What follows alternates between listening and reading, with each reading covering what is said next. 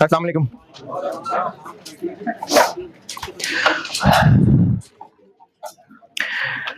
दुरूद शरीफ पढ़ लें।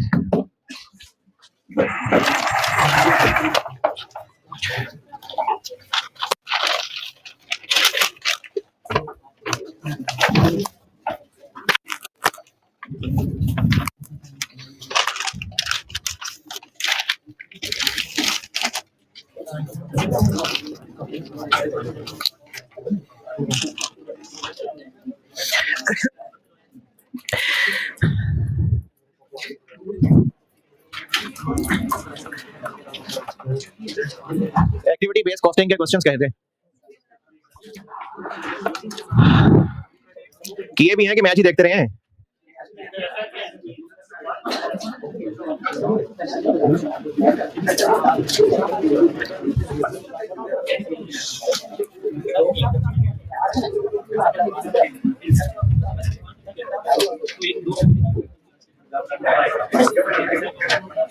हाँ जी, एक्टिविटी बेस्ड एग्जांपल्स किए हैं।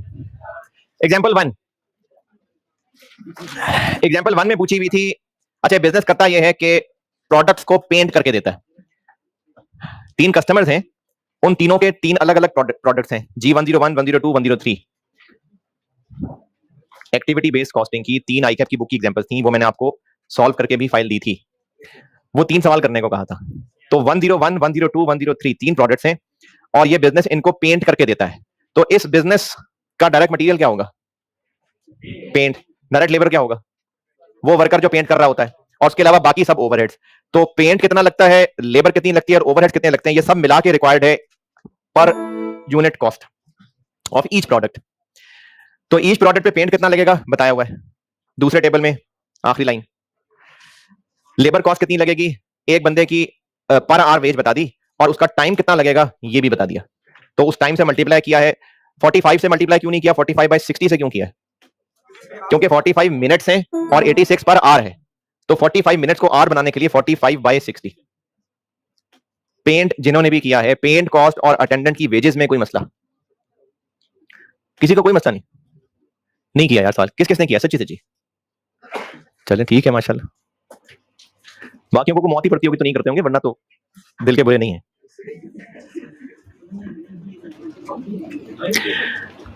ओवरहेड्स है 3, इन तीनों को किस बेस पे बांटना है वो भी बताया हुआ है। बैचेस ऑफ पेंट का मतलब है कि जो पेंट करना है कितने बैचेस में होगा। बैचेस ऐसे समझ लीजिए, जैसे अगर मैंने 600 स्टूडेंट्स को पढ़ाना है और 100 स्टूडेंट्स एक बैच में है, तो मैं 600 स्टूडेंट्स को पढ़ा रहा हूं, लेकिन मैं 6 बैचेस को पढ़ा रहा हूं। एक वक्त में जो काम किया जा रहा होता है ना, जैसे अगर एक वक्त में कढ़ाई में अगर 10 समोसे तल रहे हैं, तो वो 10 समोसों का एक बैच है, क्योंकि जो आग इस्तेमाल हो रही है, जो तेल इस्तेमाल हो रहा है, वो एक वक्त में उन 10 समोसों पे इस्तेमाल हो रहा है। तो ये एक बैच होता है। तो नंबर ऑफ बैचेस की रेशो में बांटना था, वो दिए हुए हैं 10, 8, 6। इलेक्ट्रिसिटी पेंट के कोट्स पे, पेंट का कोट से मुराद ऐसी है कि एक वक्त में जो इस पे ब्रश मारा या स्प्रे मारा वो एक कोट है, फिर दोबारा जब करेंगे तो ये एक कोट हो गया, फिर दोबारा किया दूसरा कोट हो गया। तो नंबर ऑफ कोट्स की बेस पे बांटना है। अच्छा, नंबर ऑफ कोट्स कितने? पहले पैराग्राफ में बताया हुआ है कि एक प्रोडक्ट 101 के 6 कोट होते हैं, तो टोटल कितने बने? एक यूनिट पे 6 कोट होते हैं इनटू 500 यूनिट। इसी तरह तीनों प्रोडक्ट्स के टोटल कोट्स आ जाएंगे और उसकी रेशो में इलेक्ट्रिसिटी को बांटेंगे। और बिल्कुल इसी तरह पेंट रिफिल करने का खर्चा नंबर ऑफ लीटर्स की बेस पे रेशो बांटना है। एक के लिए कितने लीटर लगेंगे वो पहले टेबल में बता दिया, और टोटल लीटर्स निकालने के लिए multiply by number of units. ये था जी एग्जांपल 1।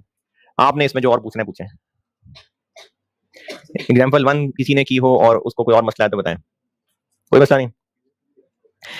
एग्जांपल 2, इसमें मसले होंगे नहीं है?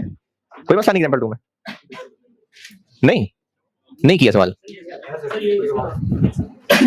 एग्जांपल 2 में, अच्छा ये मैंने एक्टिविटी बेस्ड कॉस्टिंग में पढ़ाया था कि ये जो हम ओवरहेड्स बांट रहे होते हैं उनको इस चैप्टर में कॉस्ट पूल कहते हैं, और जिस बेस पे बांट रहे होते हैं उसको कॉस्ट ड्राइवर कहते हैं। तो ये 5 किस्म के ओवरहेड दिए हुए हैं और रिक्वायरमेंट में पूछा हुआ है कि ओवरहेड कॉस्ट पर यूनिट एक प्रोडक्ट का। इस बिजनेस के प्रोडक्ट्स हैं बहुत सारे, लेकिन सवाल सिर्फ एक प्रोडक्ट का पूछा है। अब तक जितने सवाल कर रहे थे, चाहे पिछले चैप्टर के हों चाहे इस चैप्टर के हों, एक टोटल खर्चे को मिसाल के तौर पे मैं परचेजिंग कॉस्ट ले लेता हूं। अच्छा, जो परचेजिंग कॉस्ट है ना, ये हम लोग इन्वेंटरी मैनेजमेंट में दोबारा पढ़ेंगे डिटेल से। कितनी है? 7.5 लाख। इसको बांटना किस बेस पे है, यानी कॉस्ट ड्राइवर क्या है? Number of purchase orders, purchase order समझते हैं क्या होता होगा?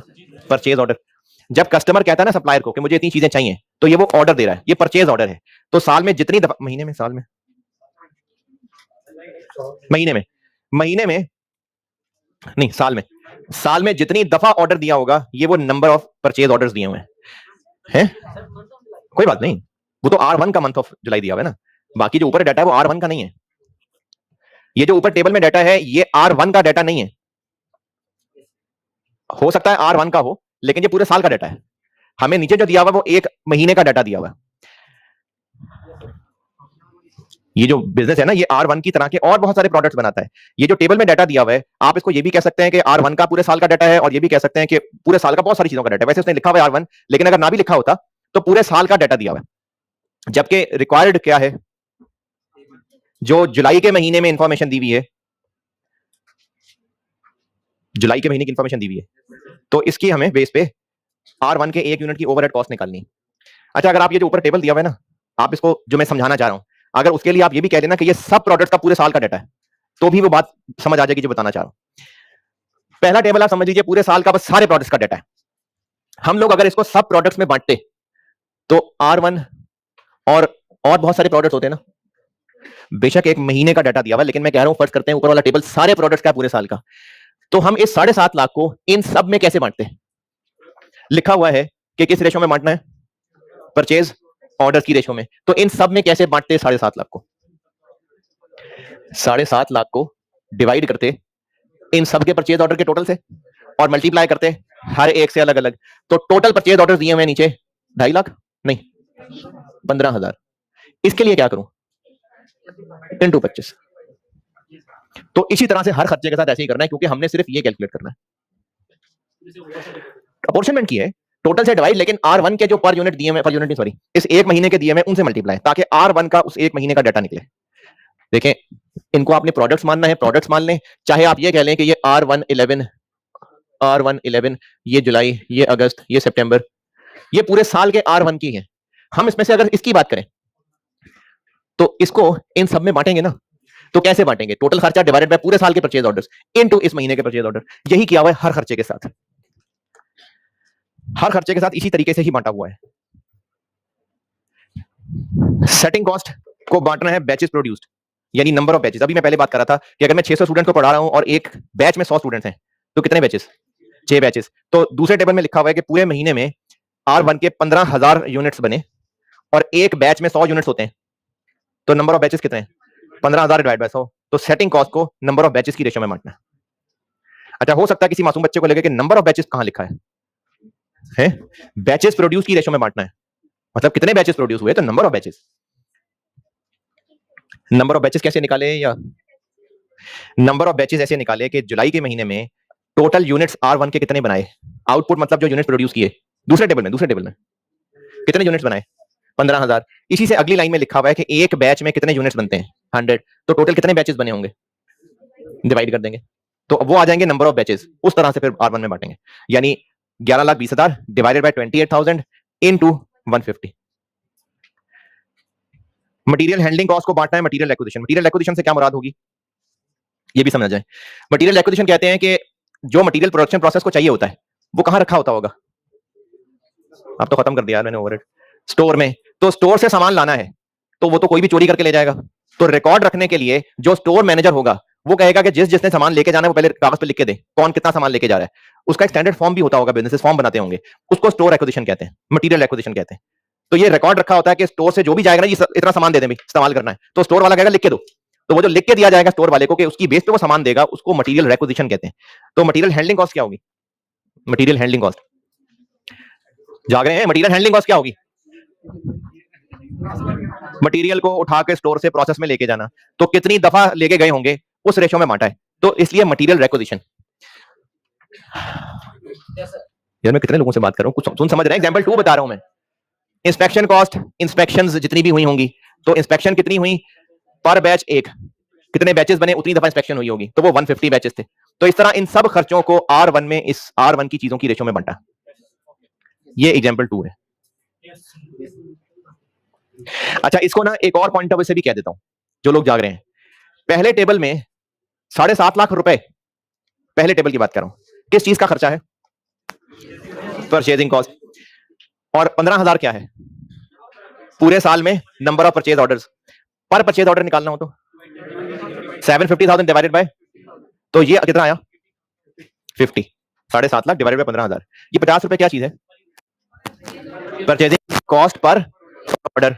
नीचे वाले टेबल पे आए, इस महीने में 25 ऑर्डर हुए हैं तो मल्टीप्लाई बाय 25। इसी तरह से दूसरी लाइन टेबल की 11,20,000, ये पूरी सेटिंग कॉस्ट है। बैच सेटअप कॉस्ट कहते हैं कि ये जब एक बैच प्रोडक्शन में जाने लगता है ना, इसकी मिसाल समझ लीजिए कि एक कढ़ाई के अंदर 10 समोसे एक साथ तलने हैं, तो वो जो कढ़ाई में समोसे तलने वाला है वही समोसे नहीं बनाएगा, समोसे बनाने वाले वर्कर्स अलग, तो वो उसको समोसे ट्रे में रख के लाके 10-10 समोसे एक वक्त में लाके देंगे, फिर वो एक कढ़ाई में डालेगा। तो वो जो अंदर बैठा समोसे तैयार करके प्लेट में रख रहा है वो बैच सेटअप कर रहा है। इसी तरह बिस्किट्स बनते होंगे ओवन में, तो एक एक बिस्किट करके बनता होगा, एक ट्रे होगी पूरी, उसमें एक वक्त में लेट्स से 100 बिस्किट्स रखें, तो वो जो उस ट्रे के अंदर 100 बिस्किट्स रखे उसका मटेरियल फिर वो ओवन के अंदर, तो ये पूरा एक बैच था, तो उस ट्रे को तैयार करने का खर्चा ये बैच सेटअप कॉस्ट होती है। तो ये सेटिंग अप कॉस्ट थी। पूरे साल में 11,20,000 डिवाइडेड बाय 28,000 करने, तो ये क्या चीज होगी? Setting cost per batch. जुलाई के महीने में R1 के 150 बैचेस बने, मल्टीप्लाई बाय 150, तो इस तरह से R1 के पूरे महीने के खर्चे आ जाएंगे, लेकिन पूछा है पर यूनिट, तो फिर 15,000 यूनिट से डिवाइड कर देंगे तो R1 की पर यूनिट कॉस्ट बन जाएगी। यार काफी सारी शक्लें देख के मुझे लग रहा है मैं टाइम जाया कर रहा हूं। ये सवाल किया है आप लोगों ने? किया सवाल आपने? ये नहीं, आपसे पीछे, ये पीछे एनक वाला किया सवाल? नहीं किया, ठीक है।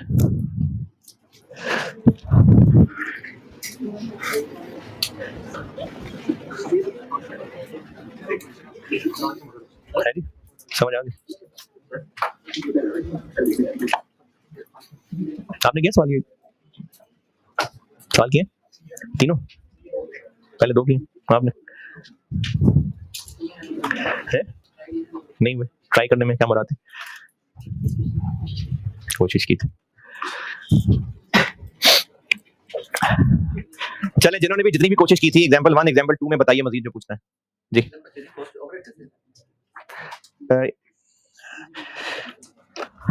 ये जो परचेजिंग कॉस्ट है ना, ये वो नहीं है कि एक यूनिट कितने का मिलेगा, ये है कि सप्लायर को ऑर्डर पेज पे प्रिंट निकाल के कोरियर करना, फोन पे कांटेक्ट रखना, फिर सामान लेके आना, इन चीजों को परचेजिंग कॉस्ट कहते हैं। हाँ, एग्जांपल 2 में और किसी ने कुछ पूछना है तो पूछिए, नहीं पूछना। एग्जांपल नंबर 3, एग्जांपल नंबर 3 में किधर किधर जी, टोटल मशीन आवर्स निकालने के लिए, तो टोटल मशीन आवर बनेंगे। एग्जांपल 3, इनकम स्टेटमेंट बनानी है, प्रॉफिट स्टेटमेंट यानी इनकम स्टेटमेंट, यानी सेल्स में से सारे खर्चे माइनस करने हैं, तो तीनों प्रोडक्ट के अलग अलग सेल्स प्राइस भी दी हुई है, यूनिट्स भी दिए हुए, मल्टीप्लाई करेंगे तो सेल्स निकलेंगी, प्राइम कॉस्ट भी दी हुई है, तो बाकी ओवरहेड माइनस कर लेंगे तो प्रॉफिट आ जाएगा। और ओवरहेड प्रोडक्ट वाइज कैसे निकालने हैं, वो यही है एक्टिविटी बेस्ड कॉस्टिंग। तीनों प्रोडक्ट्स में इन टोटल कॉस्ट ड्राइवर्स की रेशियो में बांटना है इसको। अब वो कैसे बांटना है, जैसे मशीन सर्विसेज बांटनी है मशीन आवर्स की रेशियो में, तो मशीन आवर तो पर यूनिट दिए हुए, उनको फिर टोटल बना लेंगे। इसी तरह असेंबली को बांटना है लेबर आवर की रेशियो में, तो टोटल लेबर आवर निकाल लेंगे, बाकी ऑलरेडी टोटल ही दी हुई है। और एग्जांपल 3 में आपने जो पूछना है पूछे, एग्जांपल 3 में, और अगर किसी ने कुछ पूछना है, कोई पूछना चाहता है तो पूछें। हाँ जी, हाँ सेल, सेल्स की अमाउंट कह रहे हैं आप?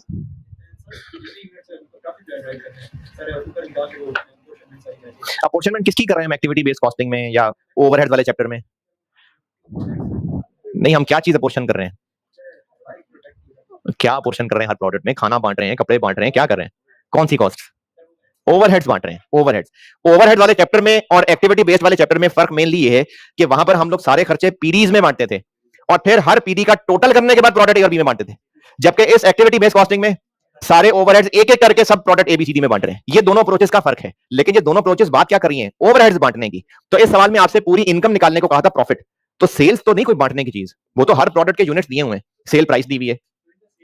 हाँ जी, इनकी रेशियो में अगर मतलब ये कस्टमर ऐड एक सेल हो जाती है और सप्लायर ऐड जो हमने परचेज की हुई है, ठीक है, इन्हें आगे मल्टीप्लाई कर दे जो हमने ओवरहेड निकाले और टाइम कॉस्ट प्लस करके इन्हें आगे मल्टीप्लाई कर दे। किस चीज को इनकी रेशो में बांटने का कह रहे हैं आप?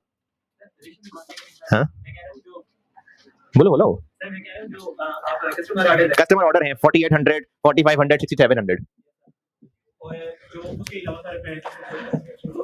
इसका बताओ क्या करूं? ये यूनिट्स हैं,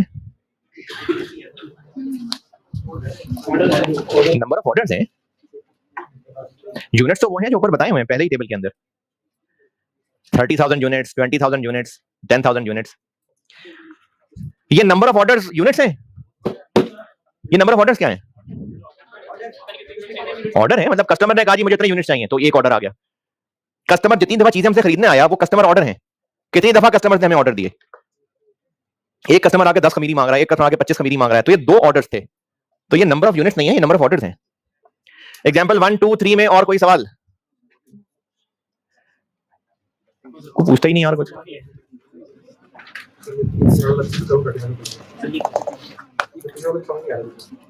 एग्जांपल 1 2 3 में कोई और सवाल? जी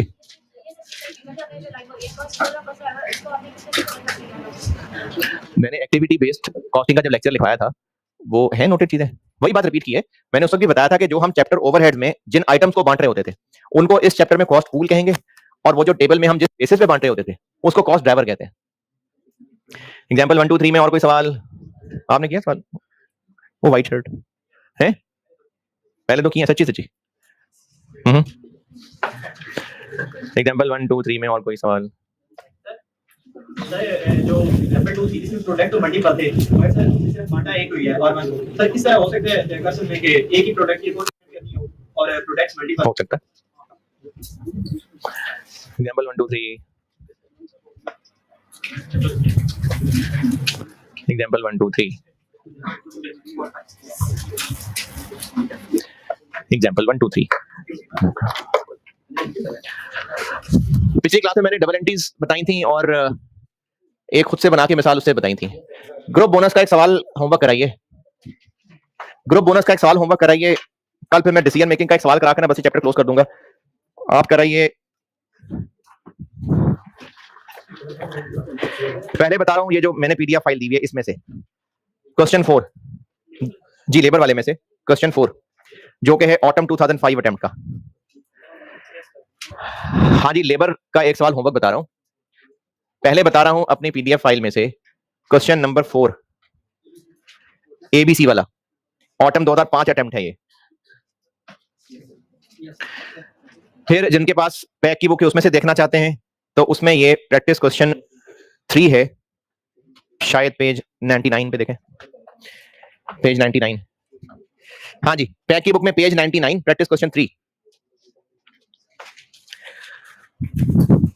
और जिनके पास कोई और बुक हो उस पे पता नहीं था पुराना सवाल होगा कि नहीं होगा, नहीं है ना। ये सवाल होमवर्क है।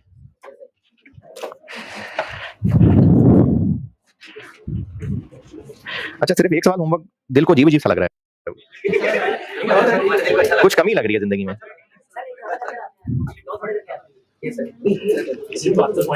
एक और करते हैं, एक और।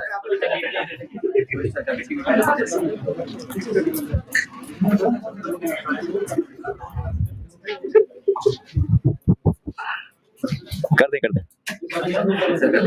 ये मेरी पीडीएफ फाइल में क्वेश्चन 5, छोटा सा आसान सा सवाल है। 2 सवाल दिए हैं पीडीएफ फाइल में, क्वेश्चन 4 और क्वेश्चन 5।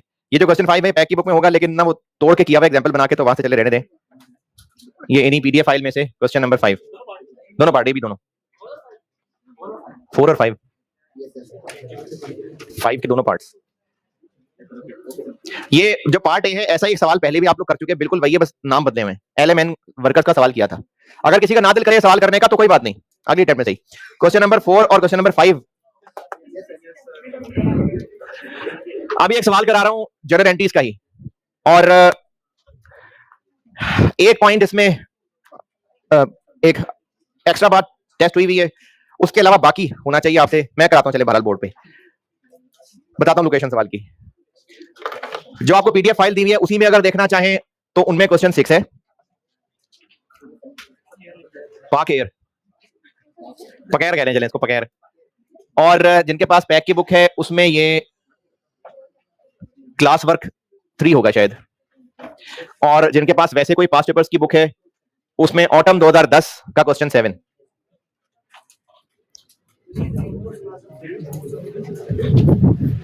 बैक की बुक में पेज 95 पे क्लास वर्क 3, बैक की बुक में पेज 95 क्लास वर्क 3 जो पास्ट पेपर से देखा करते हैं उसमें ऑटम 2010 अटेम्प्ट का क्वेश्चन 7 है। और जिनके पास ये वाली कोई बुक है, इसमें ये इस चैप्टर में नहीं है, इसमें है ये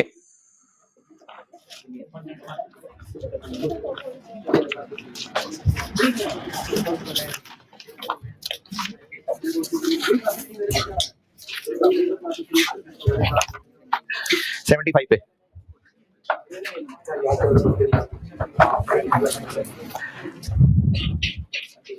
किसी भी तरह पहुंच जाए सवाल तक, पढ़ ले, मैं करता हूं बोर्ड पे। सवाल पढ़ लीजिए, मैं करता हूं बोर्ड पे। पाक एयर लिमिटेड के नाम से सवाल है। Pak air limited manufactures special tools, है जी, पकैर पकैर पकैर पकैर पकैर। कहां 6 है? मैं दोबारा लोकेशन बताता हूं, बहुत मुश्किल हो गई है। जो इस पीडीएफ फाइल में देख रहे हैं जो मैंने ग्रुप में शेयर की थी, अगर उसमें देखना है तो उसमें क्वेश्चन 6 था। पैक की बुक में देखना है तो उसमें पेज 95 पे क्लास वर्क 3 है। पास्ट पेपर्स में देखना है तो ऑटम 2010 अटेम्प्ट का, ऑटम मतलब सितंबर अटेम्प्ट का क्वेश्चन 7 है। बस बताई दी सारी लोकेशन, पढ़ ले, मैं करता हूं बोर्ड पे।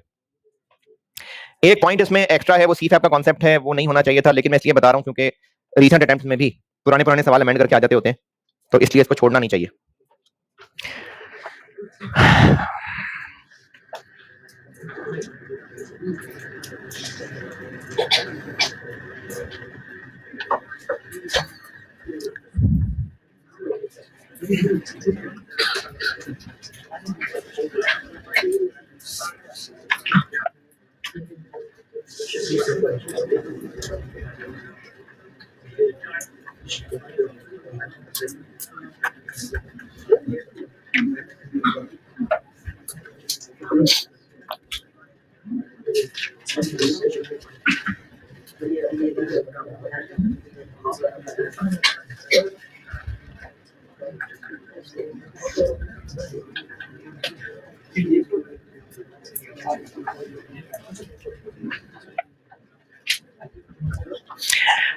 जी, उम्मीद करता हूं कि आप खैरियत से होंगे और सवाल पढ़ लिया होगा।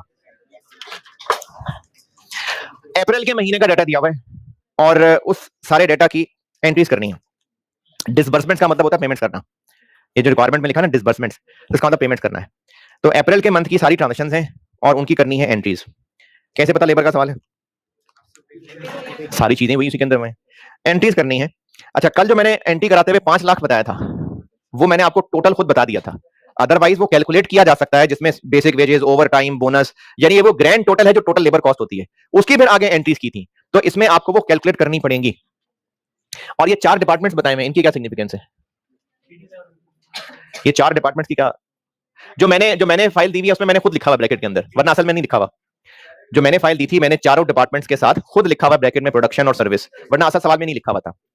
क्यों दिए मैं 4 डिपार्टमेंट्स, क्या काम है इनका?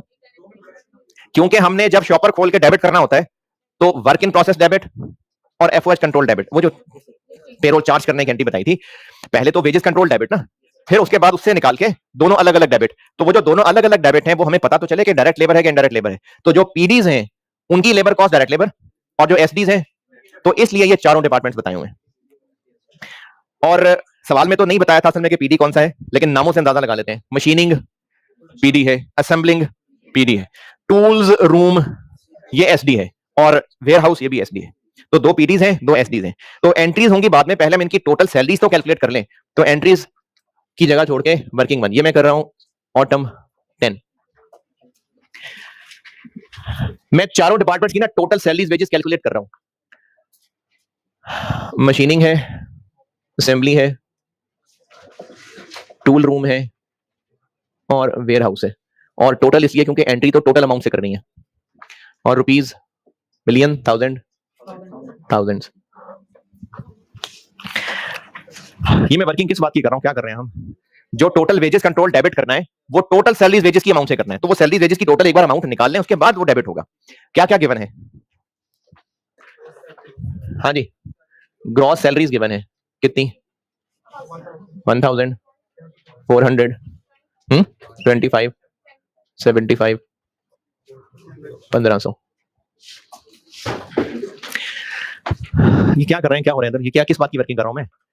डबल एंट्री करनी है तो वेजेस कंट्रोल डेबिट करना है टोटल अमाउंट से, तो टोटल सैलरी वेजेस कैलकुलेट कर रहा हूं। और डिपार्टमेंट अलग अलग क्यों? क्योंकि इन दोनों का डेबिट वर्क इन प्रोसेस में और इन दोनों का डेबिट एफओएच कंट्रोल में, इसलिए डिपार्टमेंट वाइज। कल जो मैंने सवाल में खुद 5 लाख रुपया दिया था ना, अब इसमें वो 5 लाख नहीं दिया हुआ, वो 5 लाख बनाना पड़ रहा है। और क्या क्या है? ओवर टाइम कितना? 75, 45, 15, 135। और क्या क्या सैलरीज वेजेस हैं वो भी ऐड कर दूं, उसमें ऐड कर दूं, इनकम टैक्स में ऐड कर दूं। वो तो डिडक्शन है ना, इनकम टैक्स तो डिडक्ट होना है। सैलरी की जो टोटल अमाउंट बनेगी उसका जब क्रेडिट करने लगेंगे तो वो इनकम टैक्स डिडक्ट होकर विदहोल्डिंग टैक्स पेएबल आना है, वो इसलिए दिया हुआ है। क्यों नहीं ऐड करना इनकम टैक्स? अच्छा, अगर सवाल में ये जो ग्रॉस सैलरी दी हुई है इनके साथ नेट लिखा होता तो इसका मतलब उन्होंने टैक्स काट के दिया हुआ है, फिर ऐड करते, लेकिन ग्रॉस सैलरीज है। और क्या क्या एक्सपेंस है सवाल में? अच्छा, ये जो पॉइंट 1 में लिखा हुआ है ना, ये एक एक्स्ट्रा चीज है, ये सीफे 1 लेवल की चीज है। आप जब बड़े हो जाएंगे थोड़े से और तो IAS 19 एक पढ़ेंगे, उसका कॉन्सेप्ट था ये, समझा देता हूं बहरहाल। Point 2, bonus. अच्छा, बोनस ये वो टाइम सेव करके नहीं, उसने खुद ही बता दिया बोनस। एनुअल बोनस से क्या मुराद है? साल में एक दफा बोनस मिलेगा। अगर किसी की सैलरी 100 है, मंथली सैलरी, तो उसको साल में 12 सैलरीज तो मिलनी है। एक एक्स्ट्रा सैलरी है जो बोनस मिलना है, यानी जो एक महीने की सैलरी है ना वो एक्स्ट्रा बोनस के नाम से मिलनी है। अब ये पूरे साल में एक दफा मिलनी है ना। कंपनी की पॉलिसी है कि वो जो इसकी एंट्री करते, expense debit, bonus payable credit, वो हर महीने तोड़ तोड़ के करते हैं। ये लास्ट पॉइंट की अंग्रेजी का मतलब है। कंपनी की पॉलिसी है कि वो इस बोनस को एक्रू करते हैं। एक्रू करना, जो लोग अभी जीरो से अकाउंटिंग पढ़ रहे हैं उनको ये बात अभी नहीं शायद समझ आएगी, मैं बता रहा हूं बहरहाल, कि एक्रू करने का मतलब है एक्सपेंस डेबिट और पेएबल क्रेडिट करना। एक्रू करने का मतलब होता है कि अभी पैसे नहीं दिए तो एक्सपेंस डेबिट और पेएबल क्रेडिट। तो लास्ट पॉइंट में लिखा हुआ है कि कंपनी की पॉलिसी है कि बोनस देना तो साल में है, जून में, और ये पूरे साल में एक दफा बोनस देना है, लेकिन हर महीने थोड़ा थोड़ा करके bonus expense debit, bonus payable credit. बल्कि बोनस एक्सपेंस क्या, ये वेजेस कंट्रोल डेबिट और बोनस पेएबल क्रेडिट। हर महीने से क्या मुराद है? 100 रुपए हर महीना। 100 रुपए तो साल में एक दफा देना है, तो हर महीने कैसे? इसके 12 टुकड़े कर लेते हैं। तो बोनस दिया जाता है एनुअल सैलरी, एनुअल बोनस दिया जाता है एक सैलरी, तो वो एक सैलरी ये है जो ऊपर लिखी हुई है। तो हम पेपर मार्कर को बता देंगे कि जो तुमने सैलरी दी हुई है, जो हमने ऊपर लिखी है, डिवाइडेड बाय 12, डिवाइड बाय 12। क्योंकि हम ये सारी कैलकुलेशन कितने अरसे की कर रहे हैं? एक महीना ना, अप्रैल का मंथ है, सारा डाटा अप्रैल का है, तो हमने एक अप्रैल के महीने की सारी कैलकुलेशन करनी है। तो बांटना साल में एक दफा बोनस है, लेकिन उसको हर महीने थोड़ा थोड़ा एक्सपेंस बनाना है, तो इसलिए 12 से डिवाइड। कितना बना? 83.33, डबल 3.33, 2.08, 6.25, 125. 124. 3, 3, 6 और 8। हाँ ठीक है जी, ठीक है। और 0.3 है, ये नहीं समझ आया क्या किया? ये भी समझ नहीं आया, तो मैंने हर एक को 12 से डिवाइड किया है। हर डिपार्टमेंट की मंथली सैलरी लिखी हुई है ऊपर, तो उसको डिवाइड किया तो उस डिपार्टमेंट का बोनस आ गया। हाँ भाई, बोनस 0.3, हाँ जी कर सकते हैं राउंड ऑफ, बस ऐसी 2 डेसिमल लिखिए तो लिखिए, कर लेना round of. Point number 3, provident fund 8.33% of the monthly salary. किसका 8.33? इसका क्या? इन दोनों का? सैलरी का। तो 8.33% एम्प्लॉयर ने भी अपनी जेब से कंट्रीब्यूट करना है और एम्प्लॉय की जेब से भी कटना है। तो इसमें एम्प्लॉयर वाला भी ऐड कर दूं, एम्प्लॉय वाला भी। एम्प्लॉय वाला उसमें ऑलरेडी है, एम्प्लॉयर की जेब से एक्स्ट्रा ये एक्सपेंस है, तो एम्प्लॉयर की कंट्रीब्यूशन कितनी? सैलरी का 8.33%। हर डिपार्टमेंट की सैलरी का 8.33%, कितना 83.3, 33.32, 2.08, 6 point,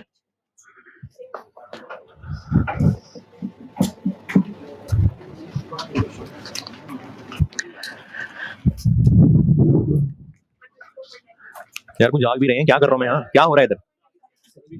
सैलरी वेजेस की टोटल वर्किंग कर रहे हैं, टोटल अमाउंट निकलेगी तो वेजेस कंट्रोल डेबिट की अमाउंट मिलेगी। इंप्लॉई कंट्रीब्यूशन नहीं ऐड करना, क्यों?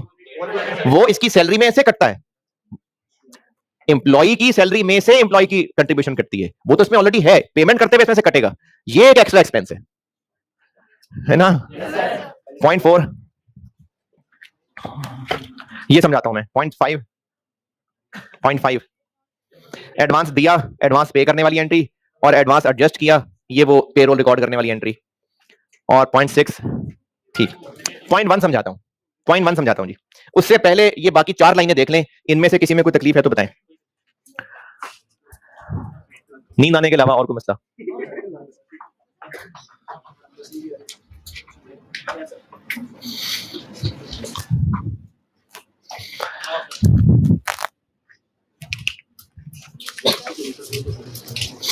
पॉइंट 1 समझे। पेड लीव्स क्या होती होंगी? पेड लीव्स, छुट्टी मनाने के लिए पैसे देते होंगे कि ये लो छुट्टी करो, ये लो पैसे। देखें एम्प्लॉइज को ना सब सैलरी मिलती है और वो कोई दिन छुट्टी कर रहे होते हैं तो उसकी तनख्वाह में से वो पैसे कटते हैं। पेड लीव का मतलब है कि छुट्टी कर भी लेगा फिर भी पैसे नहीं कटेंगे, तो है लीव लेकिन पेड है, पैसे मिल रहे हैं, इनको पेड लीव कहते हैं। और अगर छुट्टी ना करे तो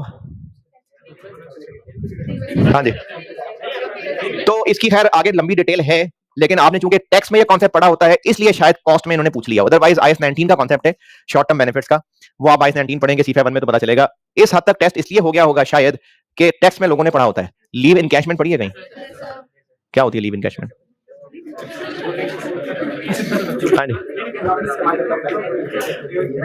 छुट्टियां मिली होती हैं, इस्तेमाल करके पैसे मिल जाते हैं। हाँ, लीव इनकैशमेंट होती है, लीव इनकैशमेंट होती है कि छुट्टियां अलाउड थी, नहीं की, काम कर लिया तो एक तरह से ज्यादा काम ही किया ना, तो उसके फिर पैसे मिलते हैं, इसको लीव इनकैशमेंट कहते हैं। अब इसकी अकाउंटिंग ऐसे होती है कि कंपनी ना बेस्ट अंदाजा लगाती है कि पूरे साल में इन लोगों को 35 छुट्टियां अलाउ तो की नहीं है, लेकिन इन्होंने करनी वरनी कोई नहीं है। स्टूडेंट होता है ना, स्टूडेंट छुट्टी करता है शौक से, ऑफिस में लोग शौक से छुट्टी नहीं करते क्योंकि वो कहेंगे घर बैठेंगे लड़ाई होगी, तो वो ऑफिस की बिजली इस्तेमाल करेंगे, एसी में बैठेंगे आराम से, इंटरनेट यूज करेंगे, तो इसलिए लोग छुट्टियां नहीं कर रहे होते। और चले इसमें डेफिनेटली इंसेंटिव भी होता है कि छुट्टी नहीं करेंगे, काम कर लेंगे तो पैसा मिल जाएगा, तो इसलिए ऑफिस में मोस्टली लोग छुट्टी नहीं कर रहे होते। तो कंपनी ने, नहीं मैं तो जिम्मेदारी समझ के आपको, लोगों ने छुट्टी नहीं करनी, ये ऑफिस ने अंदाजा लगा लिया, उन्होंने महीने के शुरू में, साल के शुरू में अंदाजा लगाया कि लोग नहीं करेंगे छुट्टी। अच्छा छुट्टी नहीं करेंगे तो फिर क्या होगा, तो उनको पैसे देने पड़ जाएंगे। तो इसके लिए लास्ट पॉइंट, कंपनी की पॉलिसी है कि वो इन छुट्टियों के पैसों को हर महीने एक्रू करते हैं। तो हर महीने क्या करते होंगे, एक्सपेंस डेबिट और पेबल क्रेडिट। क्यों पेबल क्रेडिट? क्योंकि उनको पैसे देने पड़ जाएंगे, छुट्टी वो करेंगे ही नहीं, और अगर उन्होंने कल को वाकई छुट्टी नहीं की और पैसे ले लिए तो पेबल डेबिट, कैश क्रेडिट, और अगर छुट्टी कर ली तो फिर रिवर्स कर देंगे, यानी पेबल डेबिट, एक्सपेंस क्रेडिट। ये इसकी अकाउंटिंग है, पॉइंट नंबर 6 जो कहना चाह रहा है। नहीं हर महीने कर रहे होंगे, नहीं एंड ऑफ मंथ, उस महीने के एंड पे आके एंट्री कर रहे होंगे, क्योंकि कंपनी की पॉलिसी है कि वो मंथली बेसिस पे एक्रू करती है इसको। तो महीना एंड होगा और उस महीने में लोगों ने छुट्टियां नहीं की तो उम्मीद होगी कि आगे भी वो नहीं करेंगे, तो फिर ये पैसे ले जाएंगे, तो एक्सपेंस डेबिट और पेबल क्रेडिट। और अगर कल को वाकई छुट्टियां नहीं की और पैसे ले गए तो पेबल डेबिट कैश क्रेडिट, और अगर छुट्टी कर गए तो पेबल डेबिट एक्सपेंस क्रेडिट। ठीक है, ये इसकी अकाउंटिंग होती है। तो पूरे साल में कितनी छुट्टियां अलाउड है? 35, साल में 35।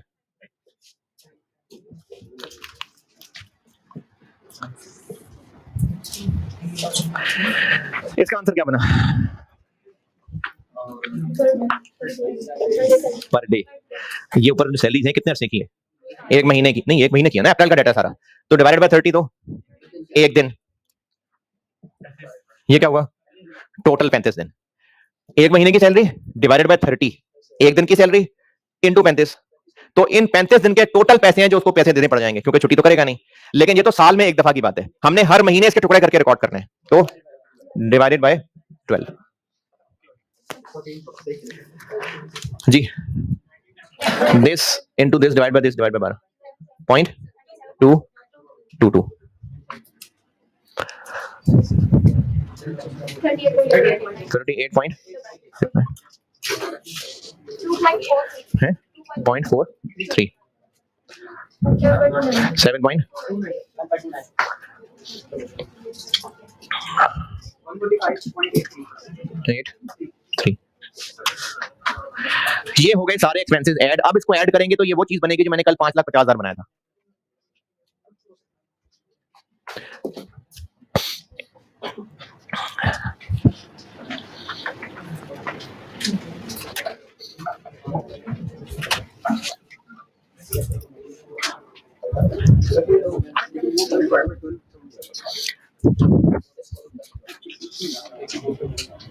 कितना बना 133 8.85 545 पॉइंट है 545 पॉइंट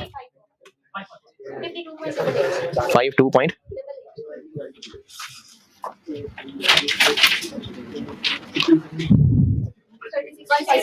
1 ये गलत है 36.59 ये भी गलत है ये भी गलत है 109.79 2030.77 अच्छा जो फिगर सामने बोर्ड पे लिखी हूं ना उसका टोटल करके बताया करें। अगर सोल्यूशन से देख के बताते ना तो उसमें अगर 2-4 डिजिट का फर्क हो तो वो जो बच्चे मासूम लोग सिर्फ इसको देख के नोट कर रहे हैं और वो घर जाके टोटल करेंगे तो उनको लगेगा कि हम तो टोटल करने के काबिल भी नहीं है। वो इसी पे परेशान होंगे कि उनका आंसर कुछ और आ रहा है, यहाँ कुछ और लिखा हुआ है, तो इनको ऐड करके बताया करें। अच्छा इसका टोटल बताइए इसका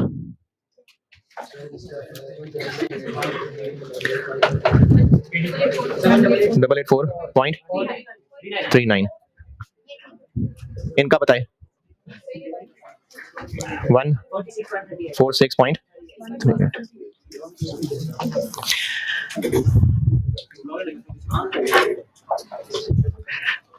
इस वर्किंग को करिए नोट और इसमें जो पूछना है पूछिए, फिर मैं एंट्री यहां करता हूं। आखिरी क्या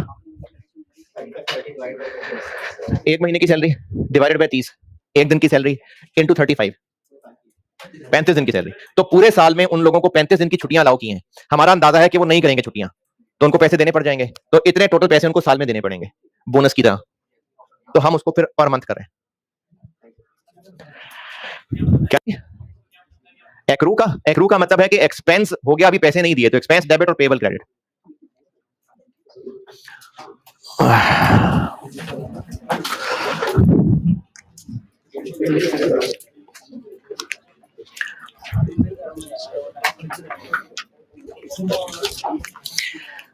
चलिए साइड पे एंट्रीज। डेट्स तो कोई है नहीं तो बस तरतीब से जैसे एंट्रीज बताई थी जो जो कुछ है उसमें इसकी एंट्रीज कर देते हैं। एडवांस दिया एम्प्लॉइज को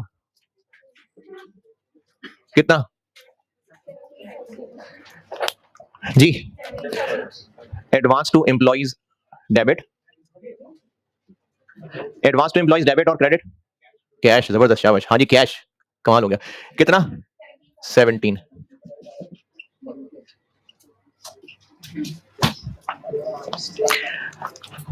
और अगला काम पेरोल को रिकॉर्ड करना। कल जो 4 बताई थी वही कर रहा हूं मैं। क्या डेबिट, ये सारी सैलरीज वगैरह को पेरोल कहते हैं। हाँ जी, पहले वेजेस कंट्रोल नामी शॉपर डेबिट होना है, पहले सारा एक्सपेंसेस शॉपर में रखा हुआ है, फिर खोलना अगली एंट्री में शॉपर को। कितने से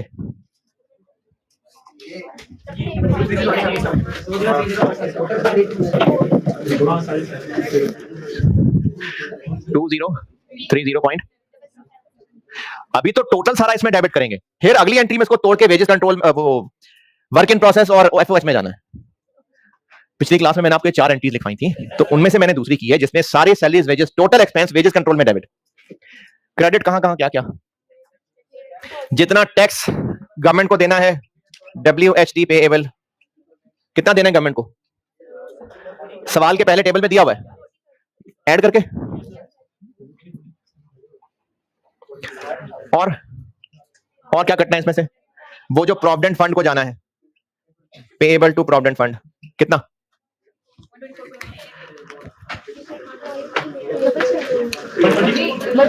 124.95 इंटू 2, ये डबल हो जाएगा। क्यों? ये तो सिर्फ एम्प्लॉयर वाला हिस्सा है, इसमें से और कट के भी वहां जाना है। 249.9 नहीं, पेएबल टू प्रोविडेंट फंड। मैंने ना सैटरडे को एक क्लास पढ़ाई थी, उसमें 4 एंट्रीज दिखाई थी। तो उनमें से जो प्रोविडेंट फंड को पेएबल करना है वो एम्प्लॉयर और एम्प्लॉई दोनों की कंट्रीब्यूशन पेएबल बनाएगी, वो किया है। और क्या डिडक्शन होनी, और एडवांस एडजस्ट होना है कितना, 28, वो 1000 में हम लिख रहे हैं ऑलरेडी। और क्या, अच्छा आप देखें, नहीं अभी ठहरे, ये एक्सपेंस डेबिट, इनका पेएबल क्रेडिट, ये पैसे इनको अभी नहीं देने हैं, ये तो 0.6 की वजह से हमने महीने महीने के एंड पे इनको डालना शुरू कर दिया। तो बोनस के लिए एक पेएबल, उसको एक्रूड बोनस कह लेते हैं, कितने से 124.99, और ये जो पेड लीव्स हैं इनका पेएबल, एक्रूड इनका पेएबल है जी, इनका पेएबल नहीं जाग रहे, नहीं ये नहीं, कुछ समझ नहीं आ रही ना।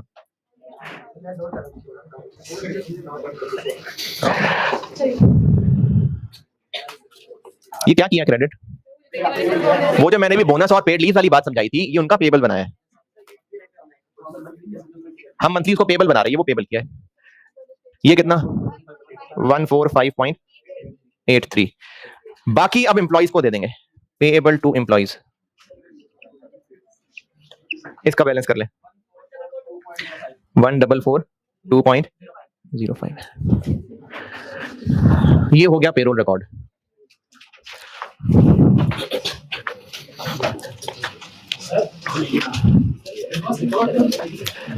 जी जी हाँ, डेबिट क्यों होना चाहिए, तो कैश किधर आया है, एडवांस रिकवर्ड का मतलब है इनको पैसे देते हुए इनके पैसों में से काट रहे हैं। जब एडवांस दिया था तो एडवांस टू एम्प्लॉइज नामी एक एसेट डेबिट किया था, अब हमने इनकी तनख्वाहों से इसको एडजस्ट कर लिया, ये मतलब है एडवांस रिकवर होने का। एम्प्लॉइज को एडवांस दिया तो एडवांस टू एम्प्लॉइज डेबिट क्यों किया है, ये डेबिट क्यों किया है, तो दिया था तो डेबिट कर लिया। ये एम्प्लॉइज को एडवांस दिया, ये हमारा एक एसेट है, रिकवर करना है कल को, तो ये एसेट बढ़ गया था डेबिट, अब सैलरी बनाते हुए उसमें से ये एडजस्ट कर लिया, तो वो जो एडवांस डेबिट किया हुआ था अब एडजस्ट कर लिया, तो क्रेडिट। ये मतलब है एडवांस रिकवर्ड का।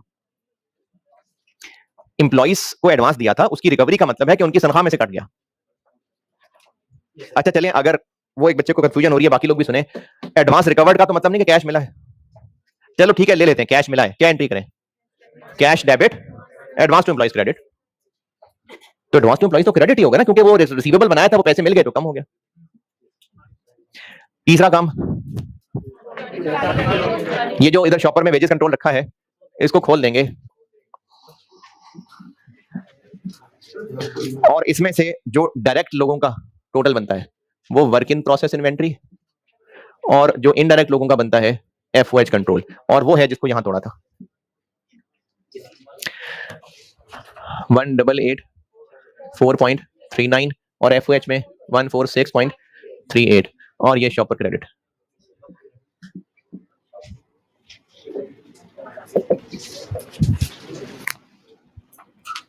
फिर पेमेंट्स कर देते हैं, क्या क्या पे कर दें, ये विदहोल्डिंग टैक्स पेएबल, ये भी डेबिट 40। हाँ जी पूछना है कुछ तो पूछे नीचे रूम से,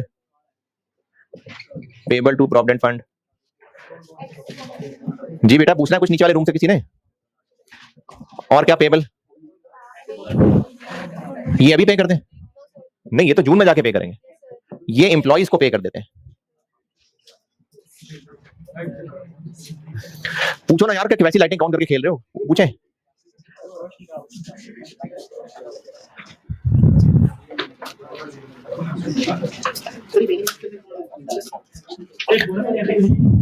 वो तो जून में देना है जाके, है पे जून में करेंगे, अभी तो एक्सपेंस डेबिट और पेएबल क्रेडिट किया, एक्रूड बोनस का मतलब है बोनस पेएबल, पे करेंगे तो पेएबल डेबिट और कैश क्रेडिट कर लेंगे। आपने भी जीरो से अकाउंटिंग पढ़नी शुरू किया ना, है ना? गुड्स खरीदते हैं क्या एंट्री करते हैं? वैसे तो कॉस्ट में भी पढ़ाई दी है? उधार पे खरीदी है, उधार पे खरीदी है, क्या एंट्री होगी? हाँ जी ना यार, गुड जिंदगी में डेबिट किया आज तक मैंने कभी बोर्ड पे? जी शुक्रिया। इन्वेंटरी डेबिट और उधार पे खरीदी है, पेएबल क्रेडिट। तो अभी पे नहीं किया ना पेएबल, और जब पे करेंगे तो पेएबल डेबिट कैश क्रेडिट। तो इसी तरह अभी हमने बोनस को एक्सपेंस बनाया है और बोनस का पेएबल क्रेडिट किया है। जून में करेंगे पे तो कर देंगे पेएबल डेबिट और कैश क्रेडिट। अभी ये नहीं हुआ पे, अभी ये तीन चीजें पे हो रही हैं। गवर्नमेंट को टैक्स जमा करा रहे हैं, प्रोविडेंट फंड के डब्बे में पैसे डाल रहे हैं और एम्प्लॉइज को पैसे दे रहे हैं।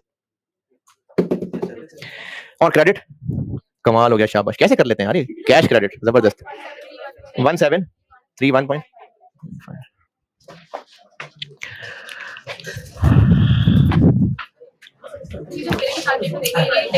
क्या चीज? हाँ, जून में देंगे ना, लिखा तो है जून में देंगे। एनुअल बोनस मैंने तो नहीं कहा अभी क्लास खत्म हो गई, अभी सवाल खत्म नहीं हुआ, अभी सवाल चल रहा है।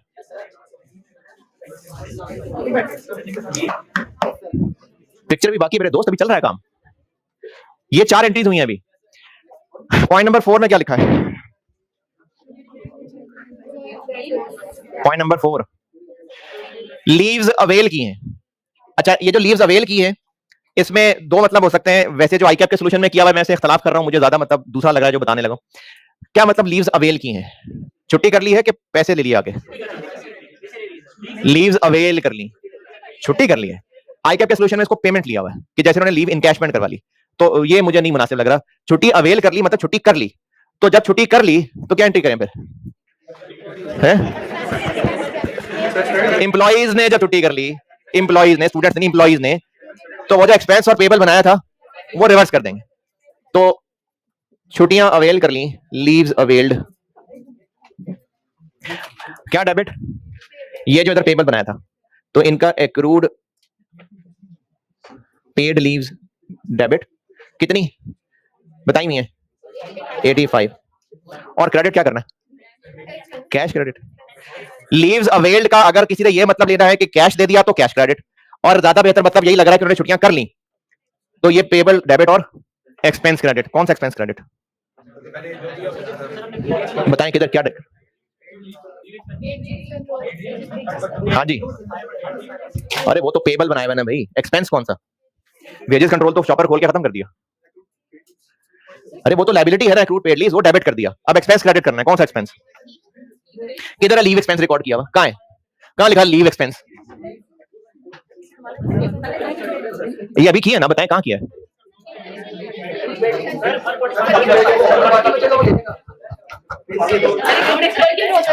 कोई 4 बज गए।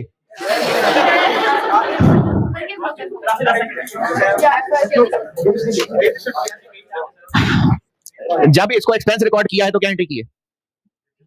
वेजेस कंट्रोल डेबिट इसके अंदर शामिल है ना, इस 20-30 के अंदर ये शामिल है। तो वेजेस कंट्रोल डेबिट और ये, और अब रिवर्स करना है तो वेजेस कंट्रोल तो रहा ही नहीं, वो यहां आ गया हुआ है। तो इन दोनों को क्रेडिट, क्योंकि ये नहीं पता ना किस डिपार्टमेंट के लोग हैं, तो इन दोनों को क्रेडिट। कितने से? दोनों को 85 से कर दूं? हाँ जी, आधा कर दूं? अपोर्शन कर लेते हैं, इस रेशो में बांट लेते हैं, इन दोनों की रेशो में बांट लेते हैं। स्लैश लगा के वो भी ठीक है, बिल्कुल ये भी ठीक है। लो जी, और आसान काम कर लेते हैं। 85 केस में वो देख ले खुद ही जहां करना है, क्योंकि हमें डिटेल नहीं पता ना कौन से डिपार्टमेंट के लोग। तो ये एंट्री है आईकैप के सॉल्यूशन में, यहाँ कैश है लेकिन मैं एग्री नहीं कर रहा। अवेल का मतलब छुट्टियां करना है, तो ये एक्सपेंस क्रेडिट। क्या हुआ?